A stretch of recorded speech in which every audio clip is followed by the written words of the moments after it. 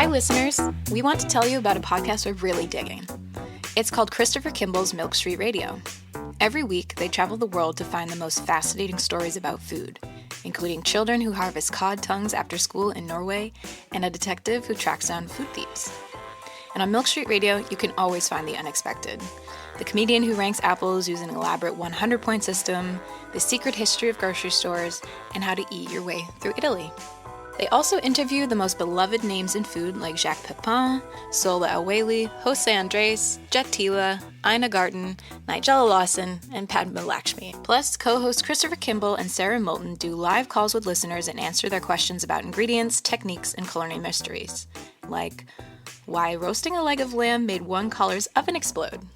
Ever wonder why your bread won't rise or your souffle falls flat? Chris and Sarah have the answers.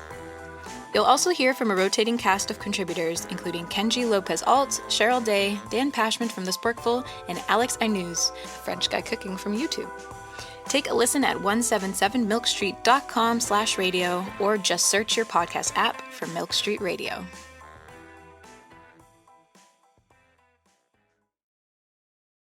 You're listening to Heritage Radio Network.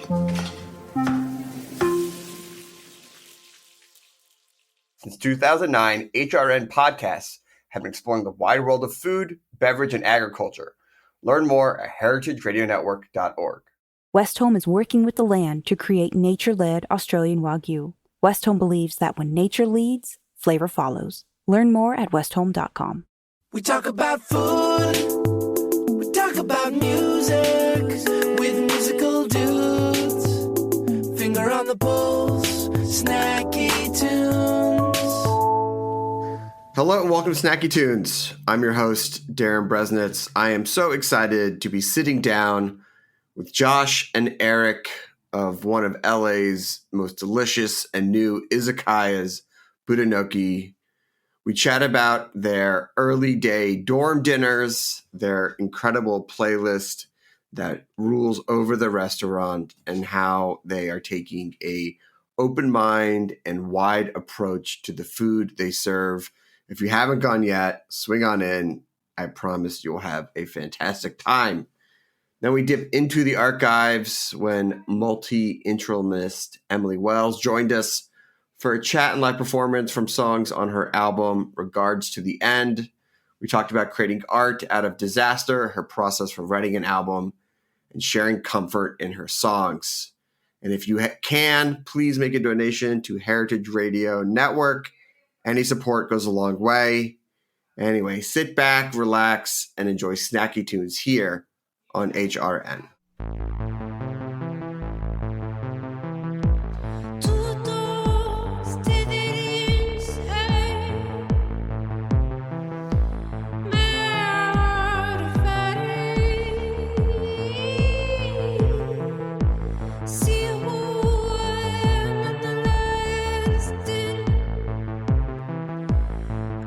Myself against them. Try to trust the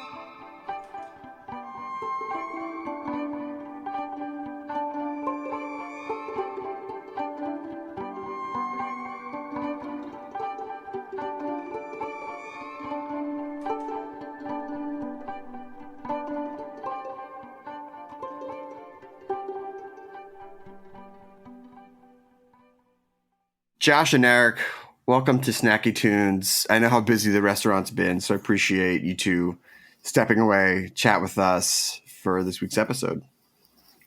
Thanks so much for having us. Pleasure to be here. I don't know what to say because I went in and it felt like that place had been there for years, and it's only been a few months. You guys dialed in the vibe and the food immediately. How did you get there so quickly? I think honestly, that's the biggest compliment because we've been thinking about this concept for years, and it took years and years and years for it to come to fruition. And I think, like, especially during the pandemic, we had an abundance of time to think about things like the vibe and the guest touch points and the details and lighting and color palette and branding and all these different things that make up this this cohesive entity that becomes a restaurant, right? So I think that's kind of why it ended up being that way. And we have a lot of our guests tell us this place feels like it's been around for years. And also I think it has a lot to do with just like the earth tones and like the warmness of the space itself. Sure, and the neon and sort of the size and how comforting it feels when you walk in. Mm-hmm.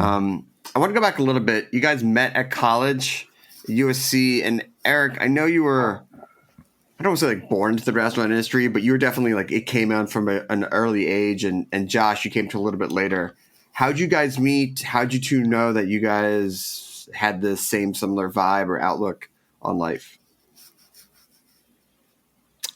I mean, I think it was probably like our senior year. We were both on track to, graduate and like go into business or finance jobs. Sure, and as one does. We're probably like, on the couch one day just discussing these plans. And I think we became friends from just eating out a lot together around campus, from the limited options around campus.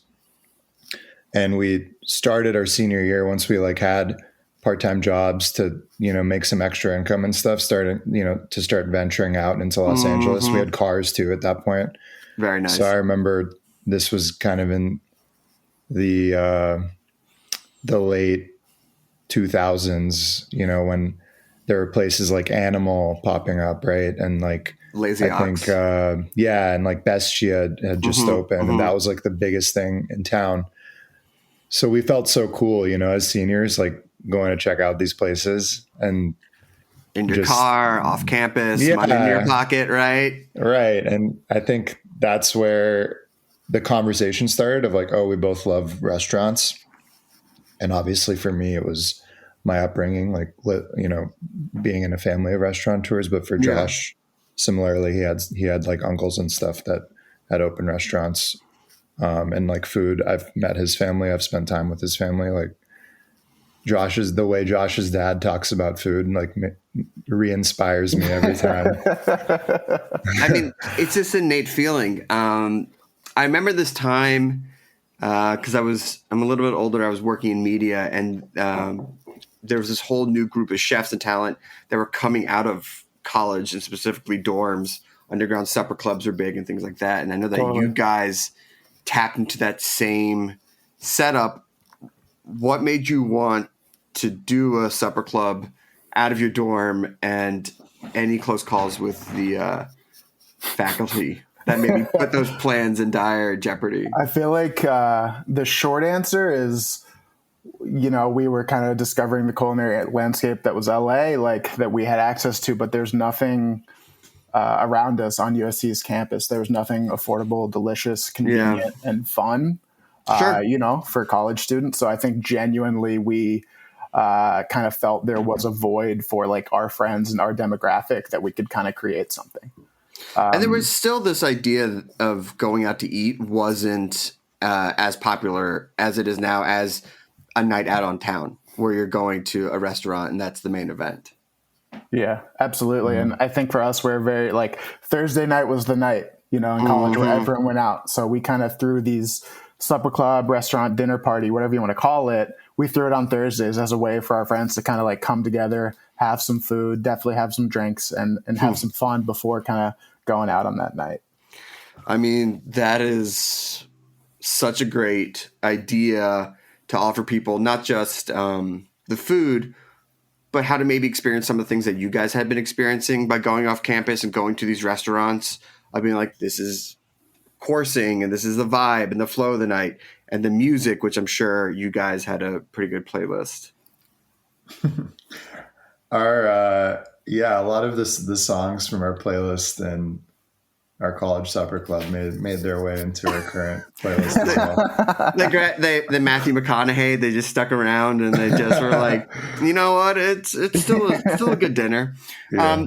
You know what I like about what you guys did is that, you know, you had the supper club, you went to college, you studied business, and a lot of people will just say like, we're good. We are going straight from the dorm room to a brick and mortar. We're going to pop this up. But you guys went out and got training, and not just at any small restaurants, everything from Alinea to Hailstone. Why did you want that extra layer of knowledge, especially since you come from a background where you could call up your parents or your uncles and say like, hey, we're running into this issue? Why go out and learn it for yourself? That's a good question. I mean, I think the short answer is like, we didn't have the resources immediately after college or the network to like open a restaurant in Los Angeles. That was just like a terrifying thing to even think about. I think for us, the supper club was sort of like a catalyst for getting a job in the hospitality industry. I remember. I got it. Yeah. That resume dot, right? It was the resume dot. So here's the longer story of the supper club. Yeah. It was like, I think it was a career fair at USC where Hailstone, one of the companies, shout out that all time. Hailstone's great, one of the best in the business for sure. They had a tent at the career fair at USC every year because they recruited from college campuses. A lot of schools that had like hospitality programs like Cornell and Penn State and stuff like that. Michigan State, I think. USC was one of them. We didn't have a hospitality program for whatever reason. They still recruited from USC. But yeah, I went to the career fair. I talked to one of their recruiters, and I was very passionate about like wanting an opportunity to go into their management program. And she was like, "Well, like, have you ever worked in a restaurant?" And I was like, I ran around my parents' restaurant when I was a kid, like being a menace, like just causing havoc. I've never worked as an adult, it's a contributing member of society in a restaurant. And she was like, well, like, I can tell you're passionate. Maybe you should start, grab a job at a restaurant, like in your fall semester, and then come back when we're back here at the career fair in the spring semester. Good advice. And I was like, cool. And then I quickly realized that there weren't any restaurants that wanted to like hire a student who had zero restaurant experience and was leaving in a couple of months. Gonna leave. Yeah. So the quick kind of fix to this was me going to Josh and like bamboozling him into opening a restaurant out of our apartment. Yeah, the easy fix. Way out, for sure. The easy way out. The easy way out. I mean, so you guys are in New York. You're working this place, and you guys. I mean, I remember. Sorry, Eric, you're in New York, and Josh in Chicago. Yeah. I was living in New York, and I was actually going to Chicago a lot during the time. Both the dining scenes at that time were top notch. I mean, you couldn't. Everything from Momofuku in New York to Alinea or Schwa or any of them in Chicago. What was your experience like then? What do you remember of that time? What did you take from that time and wanted to take with you as you move forward in the restaurant world? I was really fortunate to join. So we graduated in 2015, joined Alinea at 2015. Alinea is a small business, and it was a time of like extraordinary growth for them, which was really cool. So got to see them. They actually closed Alinea 1.0 to like fully renovate it. During that time, they did pop-ups abroad in Madrid and Miami. They also opened a new restaurant, Royster. They also happened to like the Software Talk was kind of fully growing and becoming its own business at that time. And they decided to self-publish an aviary cocktail book. And that was like just the small company I happened to be working at. So I like, frankly, for myself, struck gold or struck oil, whatever we're striking. It was a great time. It was a great time to join.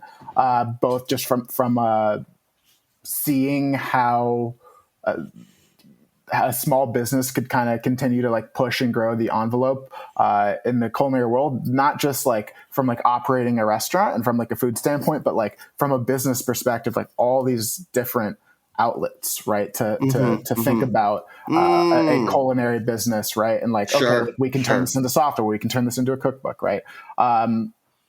Not to mention like the food scene itself. So our offices were located in the West Loop of Chicago. So I feel like weekly I would go out to Publican, Avec. Avec was always open till like 2 a.m. I know, the best. Every single like night of the week. And it was incredible. And so I feel like Avec and Au Cheval were for me the most frequented restaurants. But Eric visited me a few times. We definitely had a really memorable meal at Schwa. I don't know how much I can say about that meal on the podcast, but I mean, listen, I had a very memorable meal at Schwa, and it's probably better for off podcast. Yeah. But yeah, and New York itself was also exploding at the time, and but that's not where you guys want to wind up. What eventually brought you back to LA?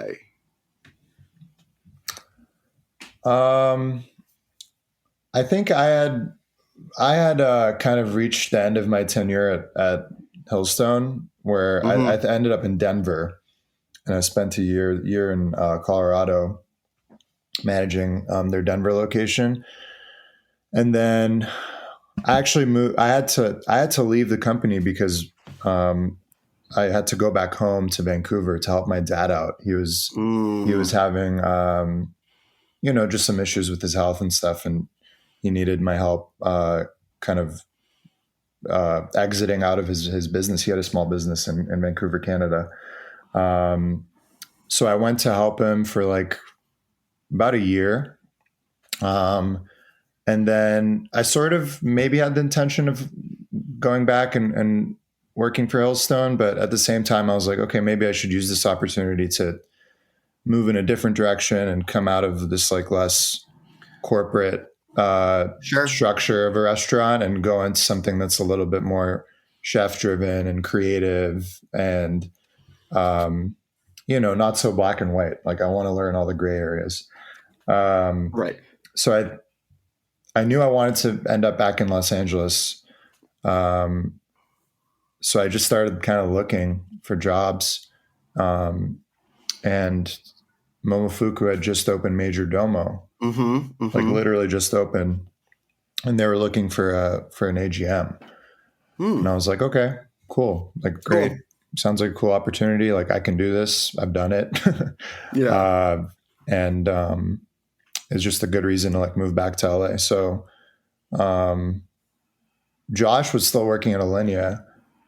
I had to call him and be like, hey, I'm moving to LA. Like, you should probably do that soon as well. Yeah. Because like, we still want to do this, right? At some point, but we need to reestablish ourselves in Los Angeles because we haven't been here in like 8 years, that network and like we don't really know what's going on. We don't have a pulse on like the restaurant scene here, the real estate market, like all these different things that play into like opening a restaurant. We need to like rebuild and get a good pulse on. So yeah, Josh ended up moving back to LA as well. He got a job working for John and Vinny's and Helens Wines. And then, the pandemic was sort of the next big kind of change in our lives that helped us make the jump to, okay, like let's start digging our feet in and think about doing this for real. All right. Well, I want to get to the pandemic and the pop-ups, and we're going to talk about that playlist that you mentioned that is continuing on. We have a song from the archives here on Snacky Tunes on HRN.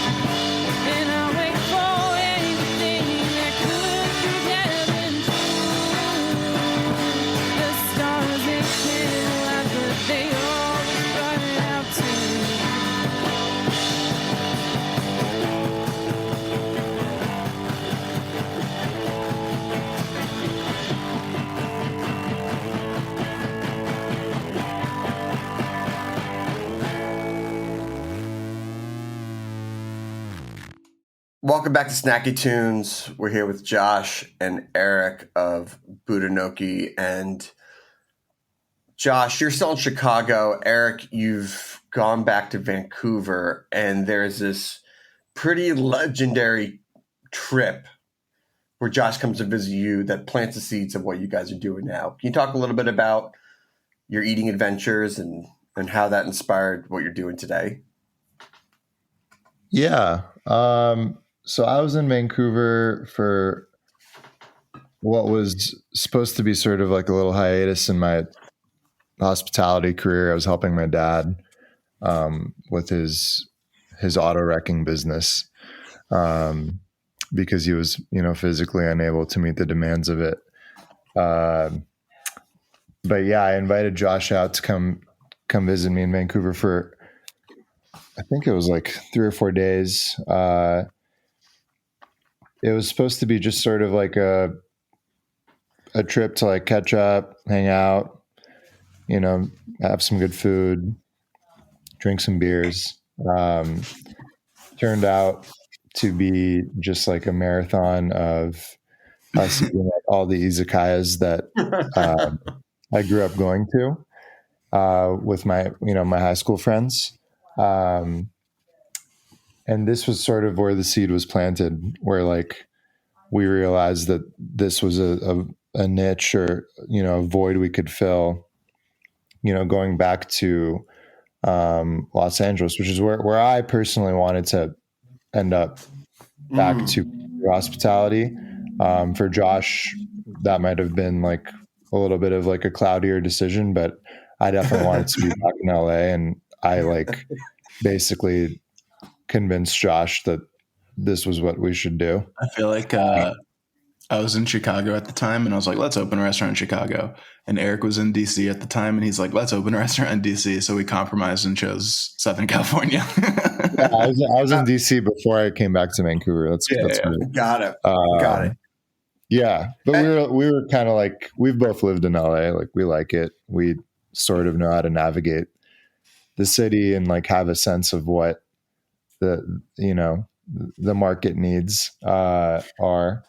And it was an exciting time in Los Angeles for food, and you guys wound up going to work at pretty prominent restaurants.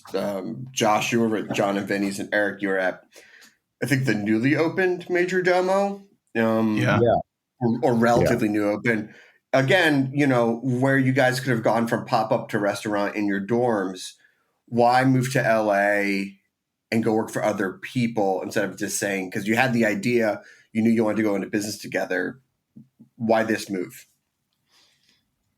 I think I equate running a small business or a restaurant in particular in California, specifically Los Angeles, to like playing a video game on the hardest difficulty. Sure.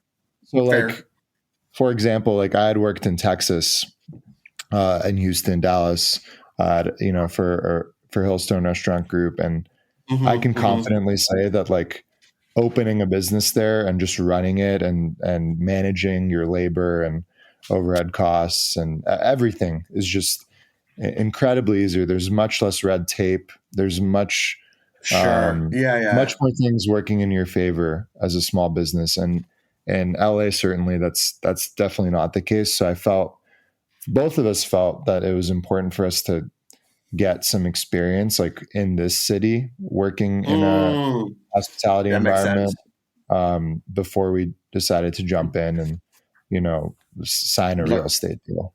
Learn on someone else's dime, get paid, and also integrate yourself back into the food scene. Because we had been absent from the scene, and it had been almost 7 or 8 years at that point. So going into these new jobs and then moving back to LA, but knowing the ultimate goal was to open up your own spot, how do you start balancing that? Are you looking for other partners? Are you prepping in maybe kitchens that you shouldn't be prepping in? Like, how does it start to evolve into something real? As you laugh. I laugh because I have distinct memories of being very busy as a manager working for John, Vinny, and Helen, and like going to my car to like take calls to negotiate a lease. Sure. It was such an absolute hustle. But I feel like, Eric, would you agree that like the thing that made it real was probably meeting Chef Dan? Talk about that. I definitely agree. Yeah. We had been conceptualizing Budonoki like for several months prior to meeting Chef Dan. And we had actually worked with even like other chefs, to own it. In very early stages. Yeah. In very early stages. It wasn't until like we were introduced to Chef Dan by a mutual friend, where like we pitched the idea to him, and everything about Dan just like clicked. Like he was like, he's one of those chefs that has like zero ego. Love it. Rare, especially in this city. Totally. Yeah. Like he puts the team first. He has empathy. He just gets it. And we were like, we want to work with this guy, and he likes to have fun. Like he doesn't like to pigeonhole himself into cooking like one certain way or one type of food. Like Dan's has a really cool background. He's from a Thai immigrant family, grew up in LA, literally like, 6 blocks down the street from our current restaurant. He So wild. He went to college, got a business degree, just like us, and then he decided to go to culinary school.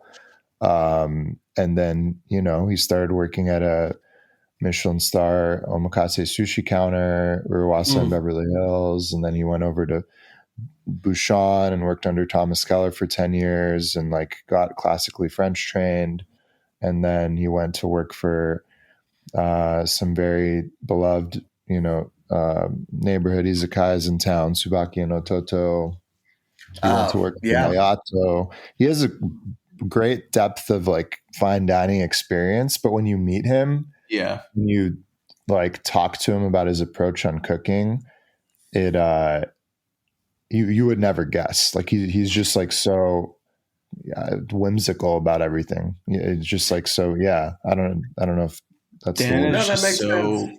He just has all the technique down. Like Eric, I just think about like we just did a mini kebab collab. Eric, I just think about Dan's like intuition to like the Wagyu beef pierogi. He's like, oh, like we like made a version that was pretty good, but he's like, I know what this needs. Like I'm gonna incorporate a roux to like help the texture of this. Right? It's just like random, for sure, awesome technique that he just like has in his back pocket and knows how to execute.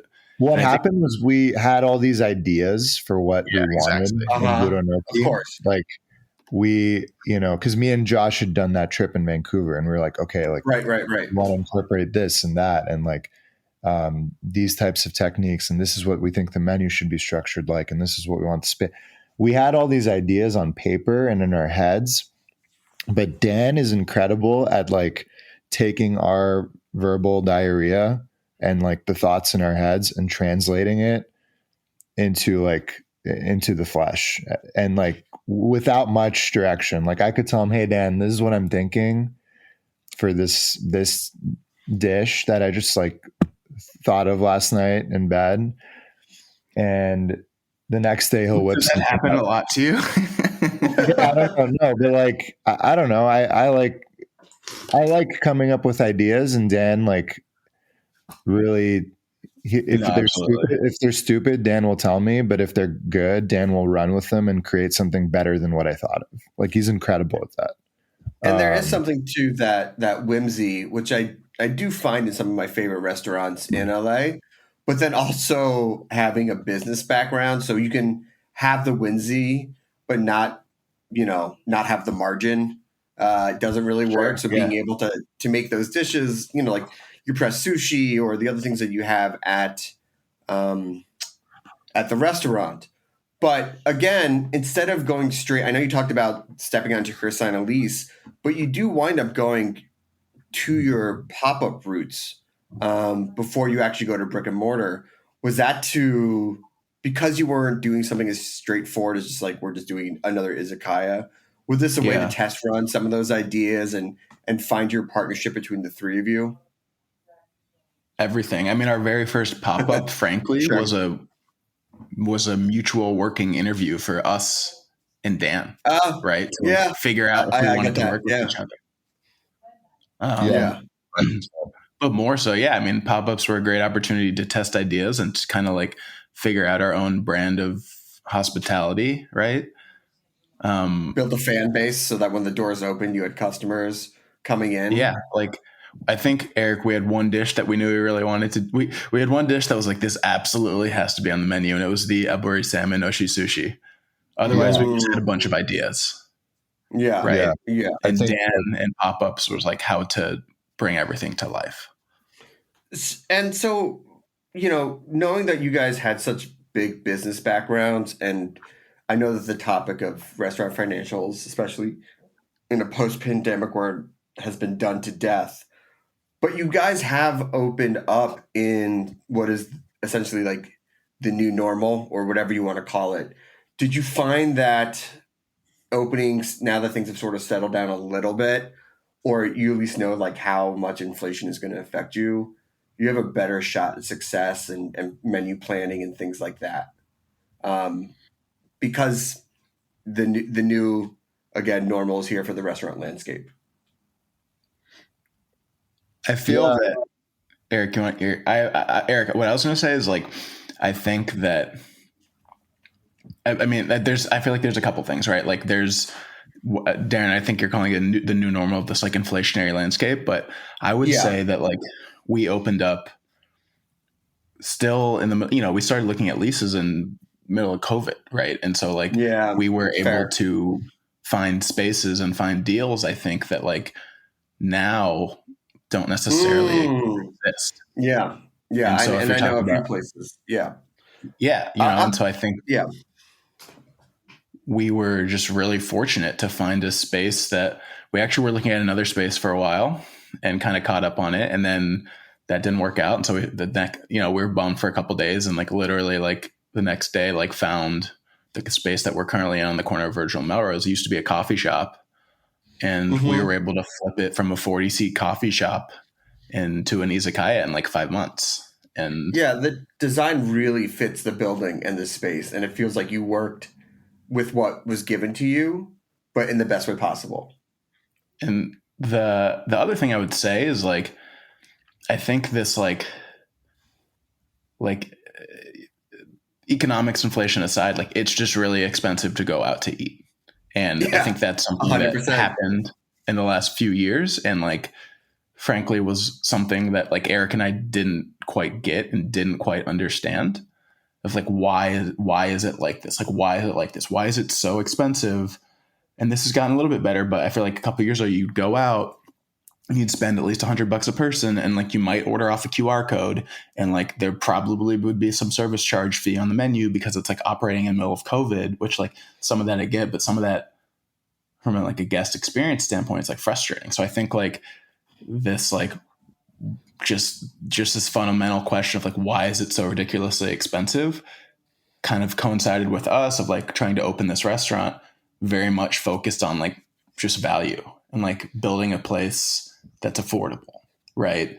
That you can afford to go on a Wednesday, just like more casual, or Saturday night for a big birthday dinner. Right.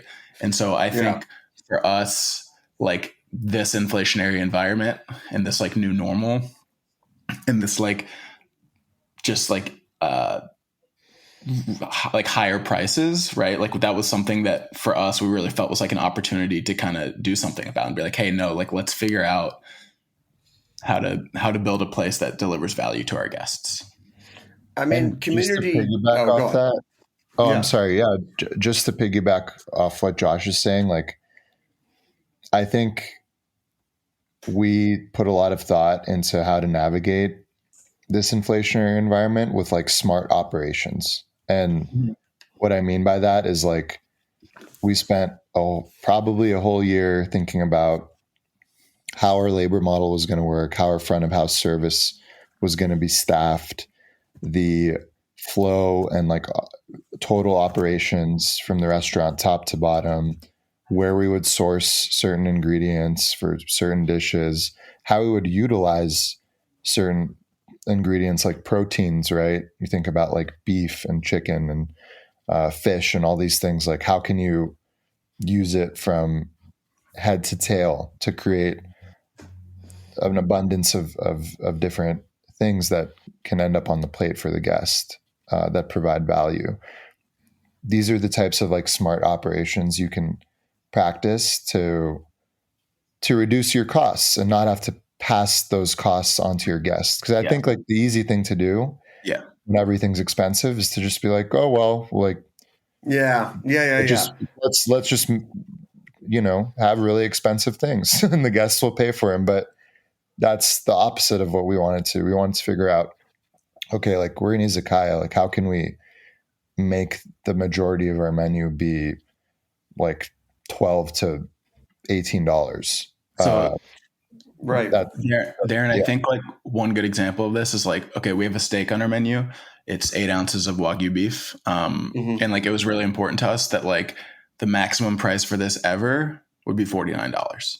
Like it's, and like, that's crazy. Even if meat prices go up, the steak's staying at $49. And it's like, okay, meat prices are going up, but the steak has to be $49. Like, what do we do? How do we make that up elsewhere? Like, that's kind of, I think, how we try and think about things. I got you. Now, listen, I know that this is like the heavy and more serious stuff, but I do want to talk about the fun vibes that I experienced, but a lot of people experienced at the restaurant, especially the playlist, which, 8 hours in a restaurant, which I'll put a link to it in the Spotify playlist in the description. But I know a lot of these tracks migrated from the dorm days, but obviously you're setting it up for a different experience. So how does the on a different night, the music match the food? Who's controlling it? How does a song that's, how does a song get into something that's such a legacy sort of establishment when it comes to this music? Truthfully, the music was like, the music wasn't even like something we put a ton of thought into. It just organically created itself over the course of all of our pop-ups, where like we would be listening to stuff in the kitchen, during the pop-ups, and be like, oh, this song would be good on the playlist. Or like, someone would be listening to something in the car on the way home and be like, okay, this would fit the vibe for the 8:30 to 9 o'clock hour. Because like we had a sense of the crescendo that is like a restaurant service. Like it kind of like starts off and people trickle in, and it's like, the sun's still out and the lighting in the restaurant's different. And yeah, I think it sort of just created itself over like the course of 2 years. But when it translated into this space, like with people in it, it just somehow clicked really well. And, we still get comments about it, but like the first 4 months of opening, there was like at least 5 to 6 tables every night that would, pull their server aside and be like, excuse me, what is this playlist? You're just totally, just hitting all the chords of my millennial nostalgia. So that's kind of what it was. Try to not like pigeonhole it into one genre, but it is pretty heavy on the like early 2000s R&B, hip hop type music, which personally, like that's what I listen to a lot. It's a vibe. Well, listen, guys, congratulations. I can't wait to come back in. If people want to visit, stop by, or check out one of your industry nights or special events, where can they go? How can they follow along with what you guys are up to? You can follow us on Instagram at Budonoki LA. You can go to our website, budonoki.la, and, keep track of what we're doing on there. Amazing. Well, thank you guys for making the time. Shout out to Susan for setting this up. We have a song from the archives and then a live performance here on Snacky Tunes on HRN.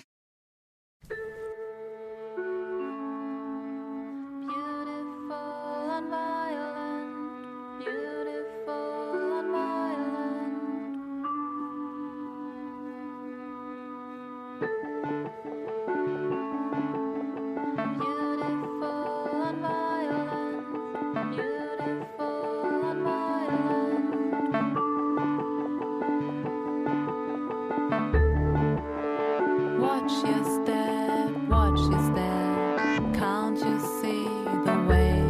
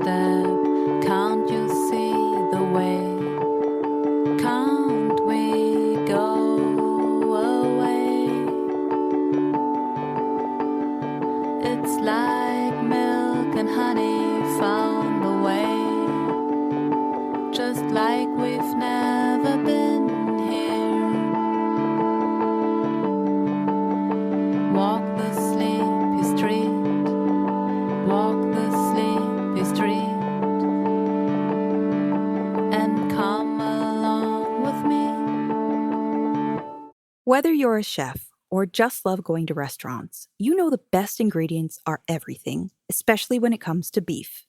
In Northern Australia, there's a different approach to raising high-quality beef. Westholme, based in Queensland and Northern Territory, is working with the land to create nature-led Australian Wagyu. Westholme stewards 16 million acres of rangeland, guided by their natural ecosystems. They're led by a belief that if they balance the needs of their cattle with the needs of the environment, both can thrive. Westholme's team of rangelands experts and nature managers use a variety of tools to monitor and respond to the welfare of the environment, like satellites that address grass health and on-the-ground research. Cattle are happier when they have the freedom to forage and explore, so Westholme ensures that they can roam wild, foraging at will for the first 2 to 3 years of their lives.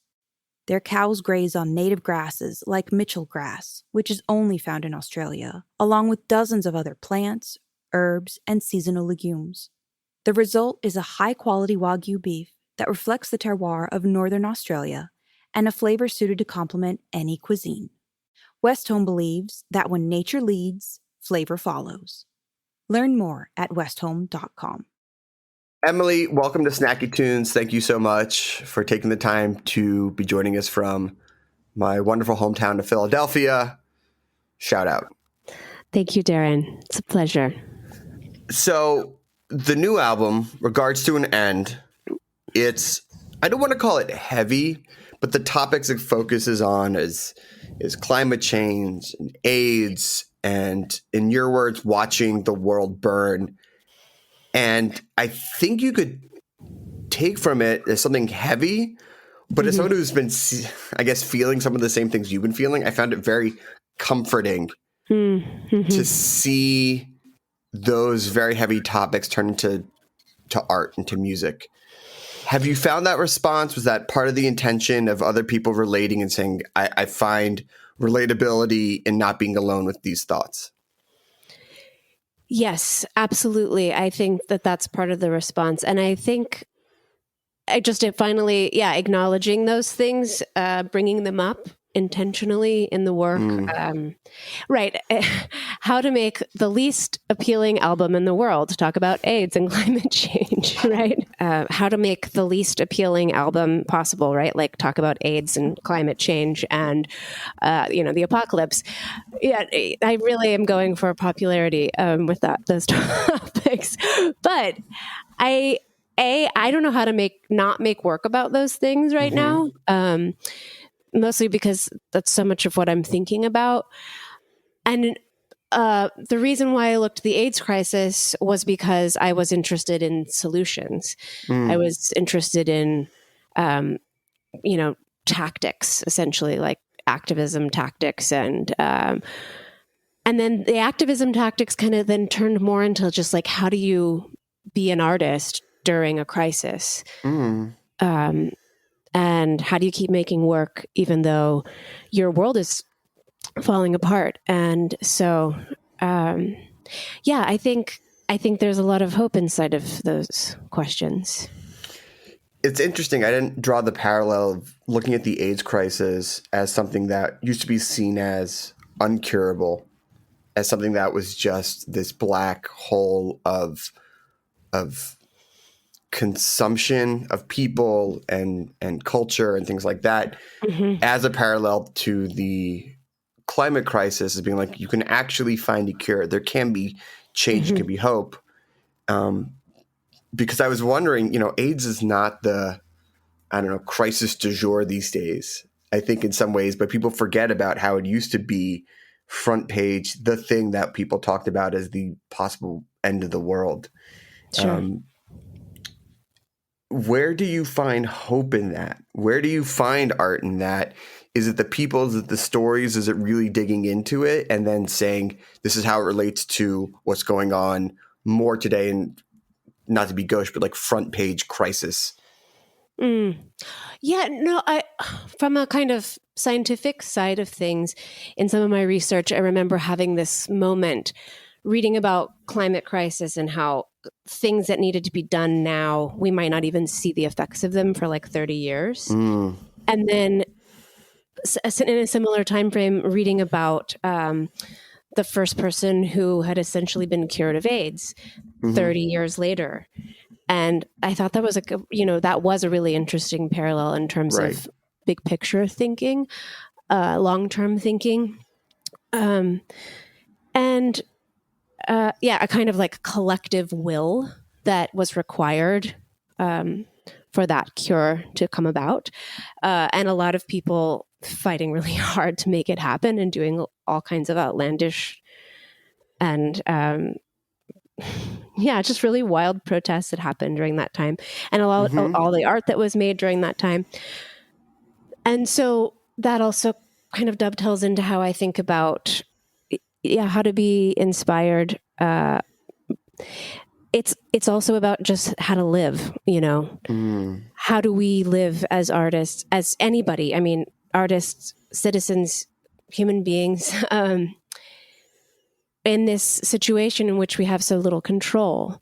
And do we, I don't think the solution is just to be really upset about it all the time, but I also don't think the solution is to just pretend it doesn't exist.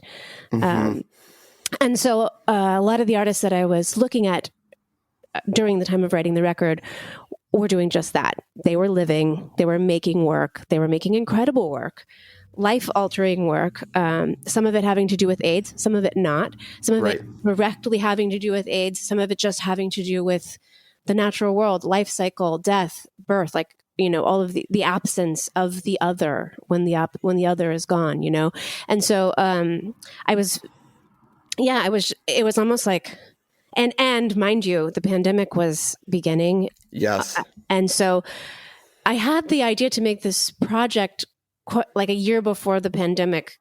And so it was really crazy when that happened in terms of just like, oh yeah, there's a lot more parallels to be drawn as well.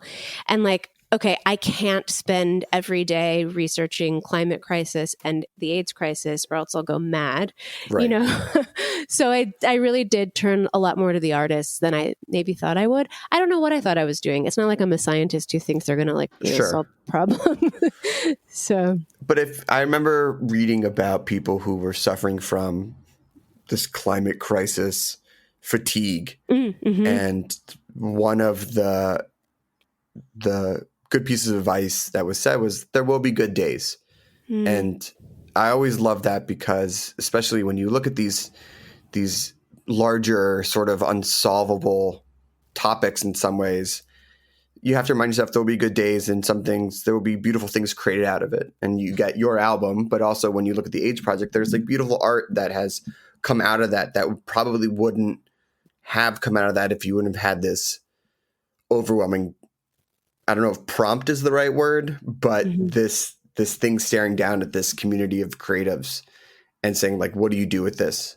If it's not run and put your head in the sand, like how do you react to this? How do you take some control back? And some of that's putting beautiful art out into the world. Right. It's survival, right? Yeah. It's a mental game. And art is always the way that I have learned how to survive, like that's my way in to, to being myself, to being, just capable of getting through the day. Yeah. No, sometimes you go like, I can't control this, but I can make a song. I can put this into something I can sort of control and rearrange and put out into the world. Absolutely. All right, let's get into a song. The first song we have up is David's Got a Problem. What's the story behind this track? So this is one of the earliest ones I wrote for the record. And in a way, it was like kind of a guide into how what the process might be like in terms of, people don't think of songwriters as doing research necessarily, I mean, I don't know how people think of songwriters working. But for me, there's always been this sometimes overt and sometimes just subliminal connection between literature and art that goes into my process of making. And in this case, I was reading a book called The Lonely City by Olivia Lang. And it's an absolutely gorgeous book of essays that are all related. And she actually talks a lot about the AIDS crisis. She talks about loneliness. She talks about New York. She talks about David Wojnarowicz, who became a real centering guide for me throughout the process of making the record. There are a few songs that are directly related to him. One thing that makes him so interesting is that he is both a visual artist who made really like vivacious, bright, activist, like in your face visual work. But he was also a writer. He kept tape journals. He was, archiving his life and experience before his diagnosis, during his diagnosis, throughout the death of people around him. And, he eventually died in 1992 himself. But because he has such document of his life, you just feel that he's just right there.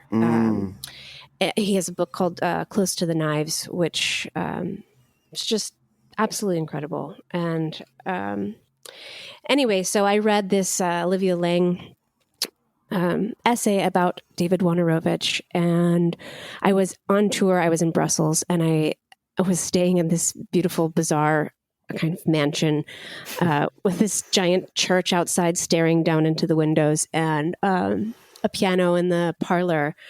And I went in and wrote this song, just kind of sobbing and writing, and the melody wouldn't leave me. And David Wojnarowicz took grass seed to the piers in New York. It was like a cruising ground where... Oh, yes. Those photos are beautiful. Beautiful. Absolutely. Beautiful. Andreas, the growth Jersing. and the dilapidation, like that juxtaposition is gorgeous.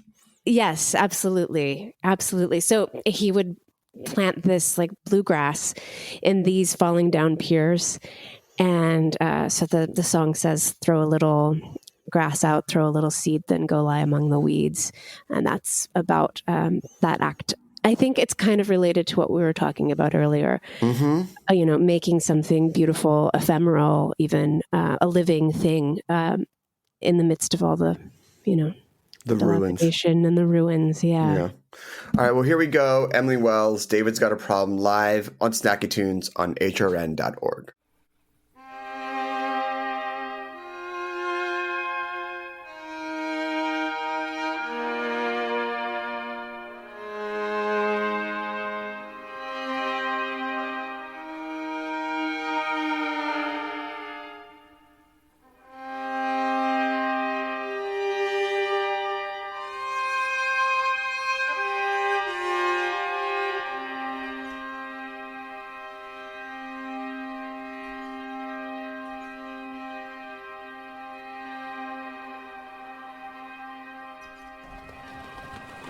When I put my hands on your body, on your flesh, I feel the history of that body.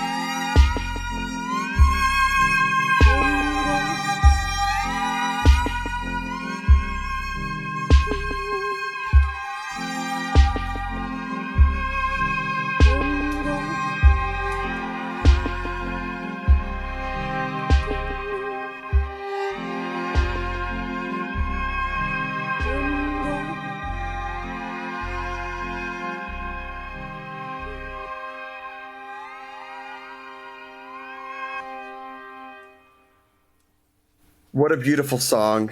And I love listening to your music. I love the album.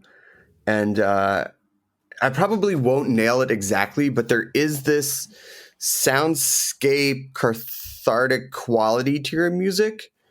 And then, it's not something I feel like one just arrives at. I feel like you can sort of, some people you listen to music are like, oh yeah, like it sounds like I know that's never the case of just being like, oh, they landed on this and this is their music style, but it's very obvious with yours. Like there's like some fundamental building blocks and you could have gone in a few different directions and you round here. How did you get to this style of music? Did you start playing at a young age? Did you come to it later in life? How did you land on this genre of music? Yeah, no, I mean, I think that you did kind of nail it in that it was a series of building blocks. And yes, I did start playing at a young age. I played violin first and piano, and violin kind of became my main avatar. And but then I got really, really into recording and production, starting with a 4-track. And that became another instrument for me. And then I made this when I was quite young. I made this record called The Symphonies, and it was all kind of based on how I can do all this live sampling and create this, larger than life orchestral kind of sound in a live setting. And then, just kind of develop from there. At the center, I always believe in the song first. And I have, kind of learned that production isn't the song, or arrangement or anything like that, that at the heart of everything is a song. And I think like this record, in a way, I really believed that more than anything else. But I kind of like, in a way, working alone and not because of the pandemic. All my recording sessions with anyone else were virtual. So I was like, okay, I'm just going to write for whatever instrument I want to write for. And then I'm going to find a player who can do it, who could take my idea and say, that's cute. Let me pro that up a little bit. Nothing wrong with what you did. Well, no, I wouldn't put it like that, but okay. I definitely wouldn't. I would hope that anyone that I gave music to would not say that's cute. That's not what I mean. But sometimes you go like I'm playing this and I'm good. You're the expert at this one exact thing. Is that why you did it? Well, yeah. I mean, I definitely I can't play the clarinet, and sure. So I absolutely wanted to find people who that was their instrument, in the same way that I might play the violin. But yeah, I guess I would say I had more of like a vision for what it could be. Like I wanted all the wind instruments there because I wanted breath. We're talking about how the record is so much about life and death, and so I wanted the body to be really present. And I just kind of had this like obsession with the clarinet, and I was writing in a way that I never had before, using like virtual instruments, like orchestral sample libraries. Oh, got it. Which are so advanced these days. They certainly can't replace the real deal, but they can definitely get you close. And then, like you said, you can hand it off, and the person who really knows how to play the instrument, it's not a computer. There's no computer in the middle, so to speak. They can do right by the and there is that nice thing about, especially a woodwind instrument, where you can hear, as you said, the breath or the moments in between the notes that add to your structural music, which I really like, which you can't really get from a computer recording. You can't get that human element. And so if you have the option to say, here's the roadmap, but add the human realness to it, it adds an extra bit of beauty to it. Absolutely. And there were definitely places in the record where I was like, this is the idea, but like do your thing, you know? And then there were other things that were like, this is how it should sound. And this is the arrangement. And the drummer in particular had a lot of freedom. I mean, he just brought so many ideas, you know, to the songs. Yeah, I mean, I read that a review that you says you compose in movements. And you had mentioned that David's Got a Problem was sort of the first song that you put together to sort of sketch out the album. And a lot of the times now the world is so single focused. So it's so refreshing to hear something when you listen to it start to finish, like, oh, this actually sounds like it was the whole concept was the album, not just a bunch of songs put together. Absolutely. Yeah. Is that how you approach, at least for this project, you say I'm writing an album and not just a song? Oh, for sure. Absolutely. Absolutely. And I think this record more than any, and the one before it as well. But yeah, this one was like, okay, this is an idea, start to finish. In the end, you're still having, you know, you write the songs one at a time. But I wrote all the songs first without a huge sense of how they were going to be arranged or produced. And so that was kind of, there's you know, phases, right? And I think you can have the thing where you have a single and like that's the thing, and then you kind of try to shape things around that. But I knew conceptually how I wanted them all to tie together, but then how do they tie together sonically, right? And how are those two things related? For instance, I was looking at the 80s and 90s a lot. So I wanted to use instruments that were made during that time. So there's a lot of Juno 60 on the record, for instance, a lot of like toothy arpeggiated synth parts and like old 80s drum machines. But I didn't want to make a throwback record. Like that wasn't it, you know, Sure. But I was like, okay, how can I nod to these things? Both conceptually and sonically. And also I love those sounds. So, and then like I was saying, you know, clarinet obsession happened. Sure, and, of course. And, you know, to me, the clarinet kind of sounds like a synth. So, you know, how could, you know, bring that in? And I usually write a lot for strings, and there's strings on the record for sure, but way less than any other record I've ever made. So that was kind of cool too. Just kind of get out of that. And I will admit, as someone who does not know the era of when certain synths and instruments were made, to know that you're pulling from the 80s and 90s because of the AIDS crisis, and then you're using instruments that were heavily featured in that time that's awesome. Like that is just what a great nod to that era. And then to say like, but this is how they're not modernized, but you're not doing 80s synth riffs or right. 80s runs on the keyboard where you're like, oh, okay. All right, let's get into another song. The next song up is I'm Numbers. What's the story there? Sure. So, okay, this one I wrote, this was the first song that I wrote after the pandemic kind of started bearing down upon us. And I was looking at an artist named Jenny Holzer. Oh, I love Jenny Holzer's stuff. Incredible. Incredible. Right. So you know her work. For those who don't, she writes a lot of truisms, aphorisms. There's a lot of language in her work. Yeah. And so this particular piece, she was interviewing people who were dying, chronically ill, many of them from AIDS, not all of them. And she took their statements, and they're just kind of random fragments or sentences, and she carved them onto these enormous sort of sarcophagus-looking sculptures. And one of them says, I need to lie front to back with someone who adores me. And there was this feeling of such loneliness during that time. I have a partner, and I was so lucky. I felt so lucky to have a partner during that time. Yeah.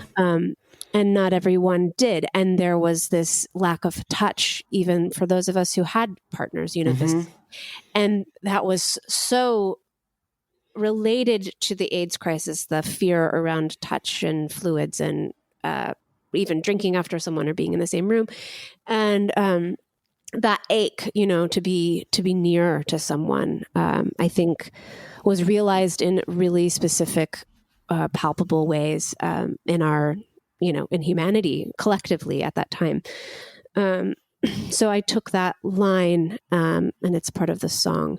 And then, the numbers is related to the ways in which that's just kind of grotesque blankness of the numbers and the counting about how many cases and how many deaths. And it continues to this day. There's also a piece that I was looking at by an artist named Felix Gonzalez Torres, who made a piece called Untitled Ross in LA. And it's a pile of candy that is placed in the corner of the gallery of the museum.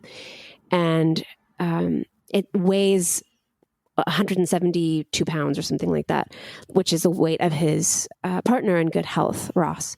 And the gallery goers are invited to take a piece of candy away. And so it's about diminishing, but then it's also about replenishment, because the museum is asked to replenish. So it's kind of at once about, the withering realities of illness, but also immortality.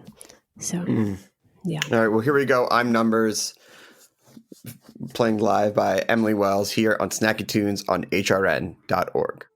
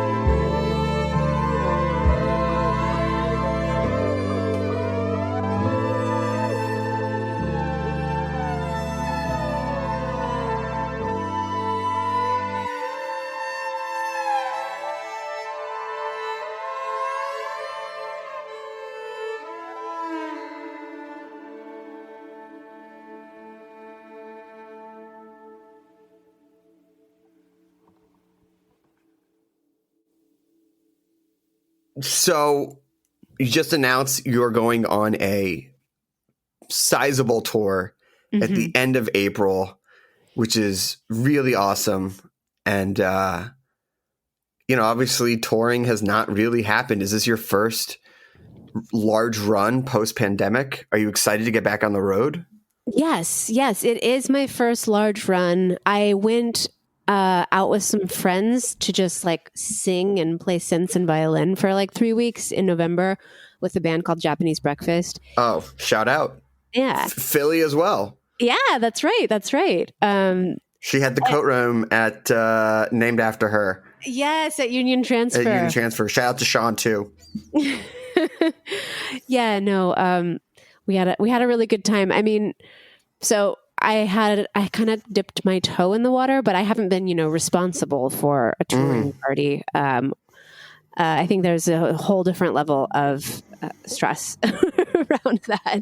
But we can hope that, people will wear masks and everybody stays safe and careful. And what are you going to do? I mean, I want to play. So we're going to try.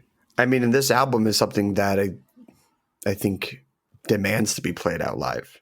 Thank you. Yeah, I hope so. This is the first time I'll have gone out on a tour and really never played any of the songs before live.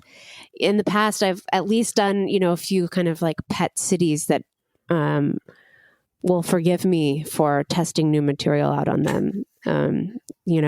So yeah, I am so interested in the ways in which the songs are going to change and grow and, just become more themselves. There's always a period when you've released the record and then you have to say goodbye to it. It's awful.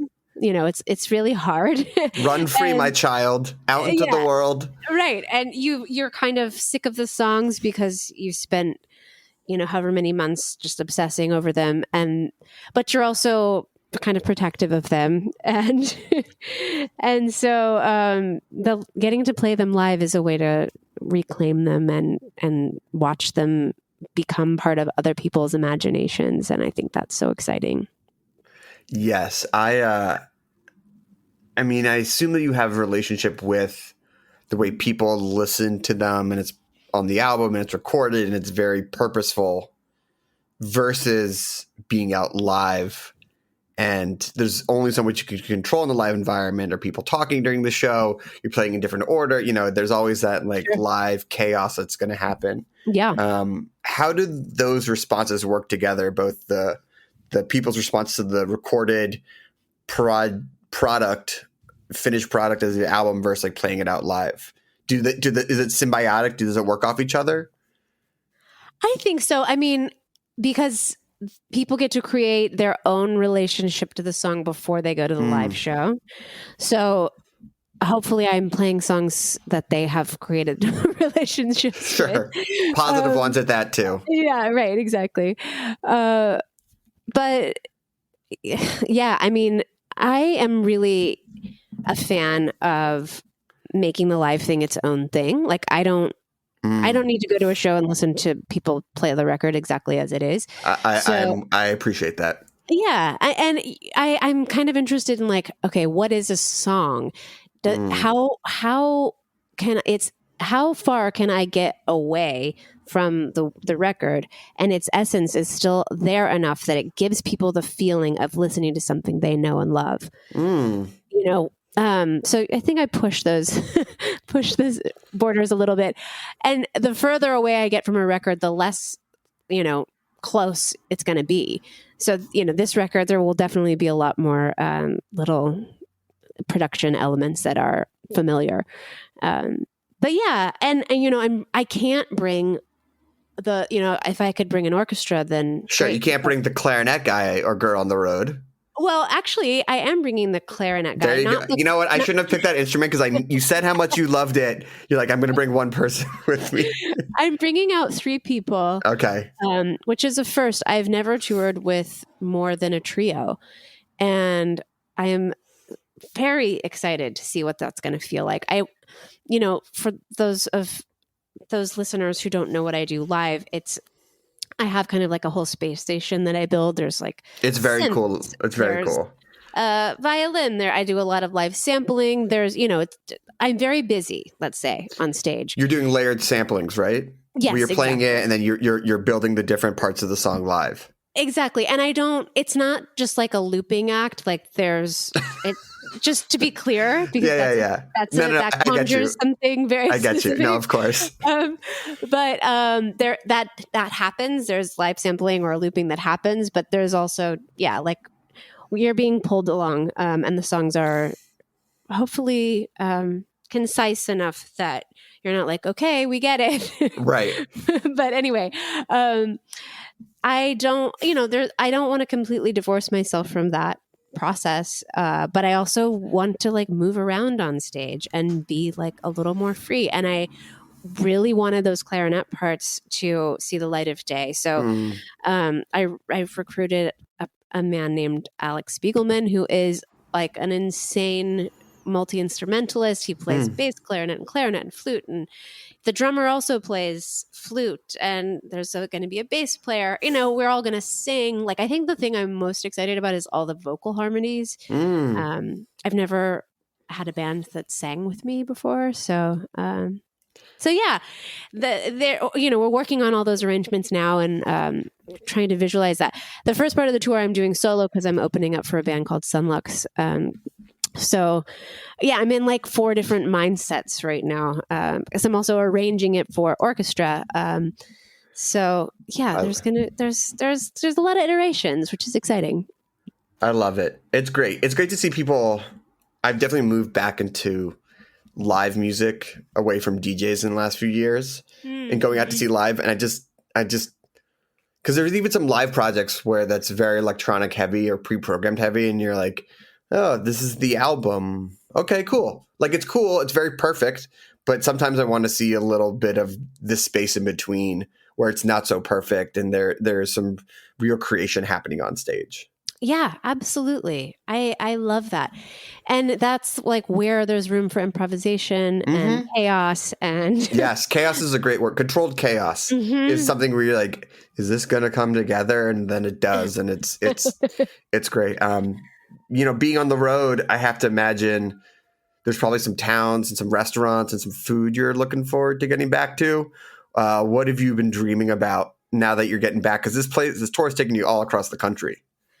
I mean, tacos in the South, obviously. Of course. I mean, ding, ding, ding, number one answer.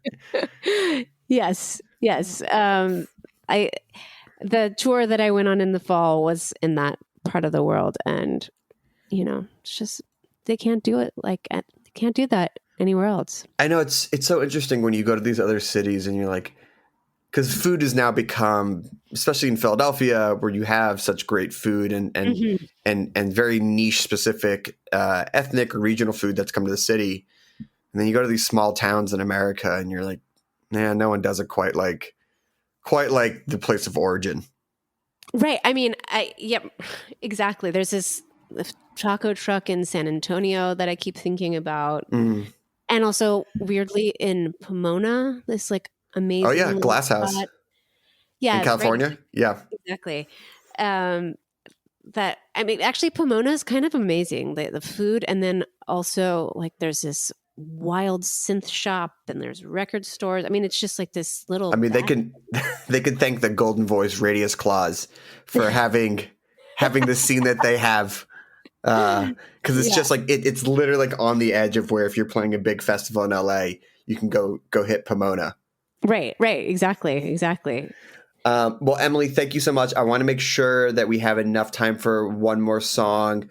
But before you enter it, where can they find you? Where can they find tickets on tour? Where can they listen to the album?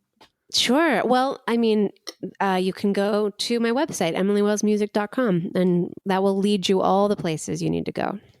Amazing. So 2 Dogs Tethered Inside is the last track that you're going to play for us. What's the story there?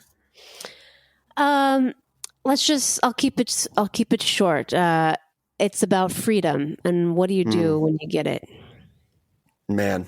Well, we'll end it right there. Emily, thank you so much for taking the time to chat with us and play some songs and share some stories. Really great. Congrats on the album. It's a beautiful listen. So here we go. Emily Wells, Two Dogs Tethered Inside, live on Snacky Tunes on hrn.org. We'll see you next time.